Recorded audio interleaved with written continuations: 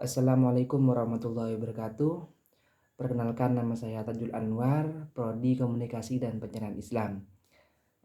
Pada kesempatan kali ini izinkan saya memaparkan hasil resum makalah dari Mbak Dila dan Mas Raihan. Nah, yang pertama, pada masa Rasulullah Shallallahu Alaihi Wasallam, Rasul memberi fatwa pada para sahabat dan memutuskan suatu perkara berdasarkan wahyu yang diturunkan kepada Nabi Shallallahu Alaihi Wasallam, yaitu Al-Quran, yang diaplikasikan dalam bentuk ucapan dan tindakan Nabi, dan juga berdasarkan ijtihad Nabi, tanpa butuh pada teori dan kaidah untuk beristinbat, yakni menggali hukum dan berijtihad.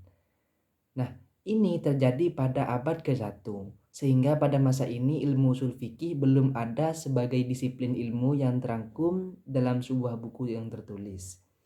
Karena meluasnya wilayah Islam, perdebatan antara umat Islam dan kebutuhan akan kaidah-kaidah bahasa untuk memahami nas-nas syariah.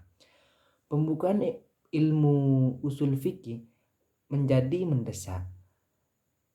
Golongan madhab menyatakan klaim masing-masing tentang siapa yang pertama kali menyusun usul fikih. Tetapi karya monumental yang pertama dalam membukukan ilmu usul fikih sampai pada kita adalah Al-Risalah oleh Imam Muhammad bin Idris Al-Syafi'i. Nah, pada awal abad kedua Hijriyah muncul sejumlah ulama besar yang memiliki peran penting dalam pengembangan ilmu usul fikih. Masing-masing ulama tersebut memiliki metode istinbat hukum yang berbeda-beda, seperti Imam Abu Hanifah, Imam Malik, dan Imam Syafi'i. Imam Syafi'i diakui sebagai orang pertama yang merumuskan usul fikih secara sistematis, sehingga dia dianggap sebagai bapak usul fikih.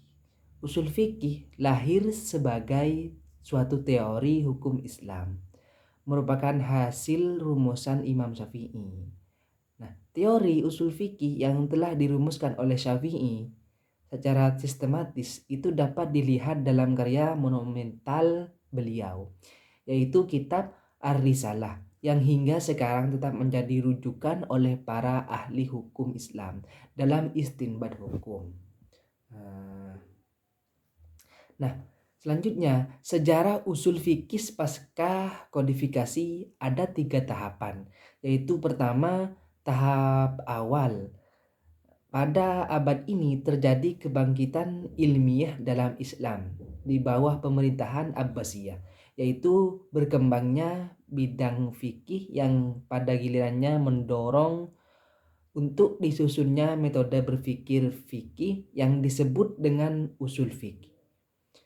Pada abad ketiga ini tidak mencerminkan pemikiran-pemikiran usul fikih yang diutuh dan mencakup segala aspeknya, kecuali kitab Ar-Risalah itu sendiri.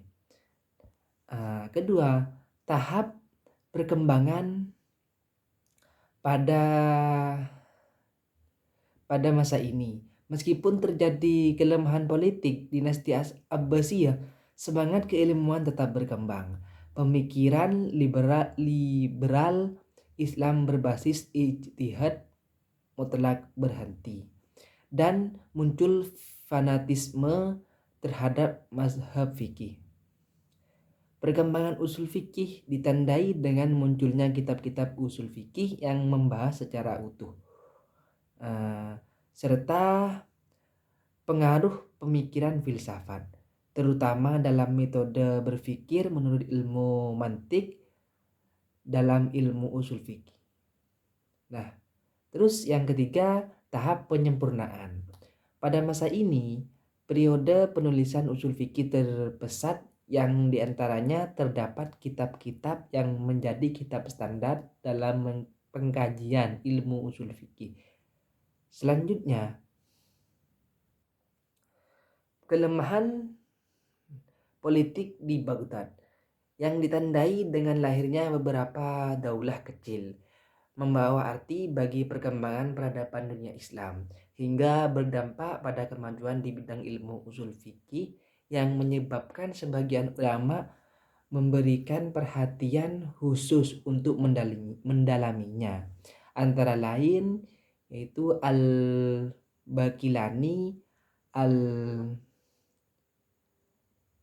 Al-Khondi, Abdul Al-Jabar, Abdul Wahab, Al-Baghdadi, Abu Zain Ad-Dabusi, Abu Husain Al-Bashri, Imam Al-Haramain, Abdul Malik Al-Juwani, Abu Humaid Al-Ghazali, dan lain-lain.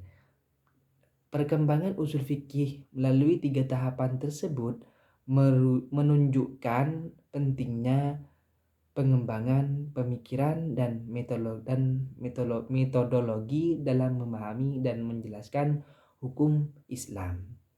Nah, mungkin hanya itu yang dapat saya sampaikan. Kurang dan lebihnya mohon maaf. Assalamualaikum warahmatullahi wabarakatuh.